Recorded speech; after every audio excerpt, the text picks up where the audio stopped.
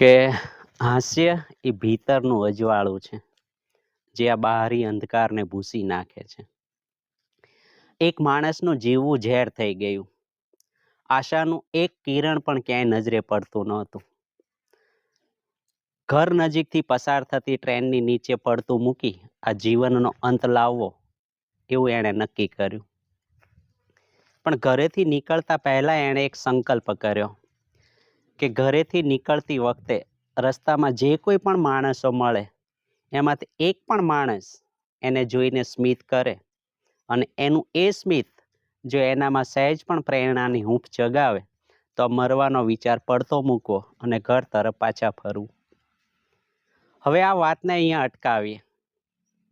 એ માણસનું શું થયું એ વાત પણ જવા દઈએ, પણ એક સવાલ થાય છે કે માણસ ઘરેથી નીકળ્યો ત્યારે રસ્તામાં તમે પોતે જ એને મળ્યા હોત તો?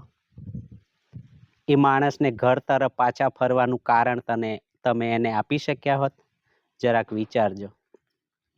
આપણે સૌ પ્રયત્ન કરીએ છીએ હરિયાળીને બચાવવાનો, પશુ પક્ષીને બચાવવાનો, પર્યાવરણને બચાવવાનો, પણ એવો કોઈ પ્રયત્ન છે ખરો સારફને બચાવવાનો, માનવને બચાવવાનો, માણસાઈને બચાવવાનો?